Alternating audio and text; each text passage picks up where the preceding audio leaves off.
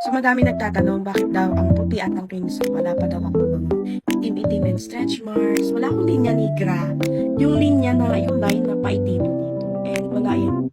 Walang stretch marks. Ayan. Buti ng chart. So ayan o. Okay. Walang stretch marks. Walang pangingitim ng leki-leki and leki-leki. Ayan ang ating leki-leki. So parang may pagka-line-line na siya. But not too much. So, of course, the areola is much dim. The singit-singit is dim. Pero all in all, bakit daw ang white, ang puti at ang kinis pa din? Hindi ko alam mga moms, pero feeling ko dahil din dito, itong gold suit. Bakit nung ilaw ko kasi bumili na yan? And pausap ko kasi galing ako ng kaso, so pasensya na. Itong gold suit na to, nirecommend tong friend ko, Gluta Collagen siya. Kasi nga I stopped using na mga gluta and other mga paputi. Puro pang moisturizing gamit ko. Yung Dove, ganyan, yung serum bar.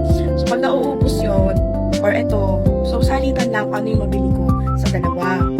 Meron din ako mga ibang sabon like Piari. Pag marami akong anekchiwa, may mga bumps ako dyan, pimple.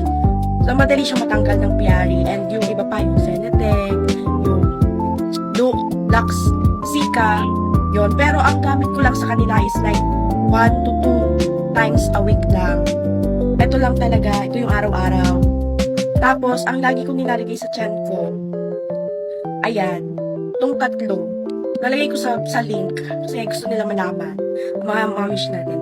So, ayan, tatlo na yan. So, ito hindi ko pa nagamit. Ito, salitan, snail collagen, and niacinamide pala. Tapos, snail, glow skin tomato. Kasi na yung snail? Ice Age Aloe. Yan. Yan yung mga gamit ko. May snail collagen pa. So, maganda siya. Maganda talaga yung mga ganito. Aloe vera gel. Kasi naka-moisturize siya. Nilalagay ko rin yan sa mukha. Tsaka yung anak ko, nag-swimming, sunog na sunog. Natanggal niya yung sunburn. Agad-agad dito. Mga ilang days lang. Bumalik na sa normal yung face niya. Yung natin, bumalik sa normal. And of course, huwag kakalimutan ma-hydrate. So, gamit ko Tieso. Kasi sobrang init. So, gustong-gusto ko ng iced milk, iced water, juice. So, tumatagal siya kasi dito. Kahit buong maghapon, buong magdamag, malamig pa din. Kapag hot naman, mga coffee, ganyan, of course, bawal ako sa coffee ngayon, is okay siya. Nung working ako, ang coffee, panggabi ako. Hanggang umaga, mainit pa din. So, ayun. May takip to ha. Tinatanggal ko lang kasi nilalagyan ko nga siya ng yellow. Yun. Ang sarap ng...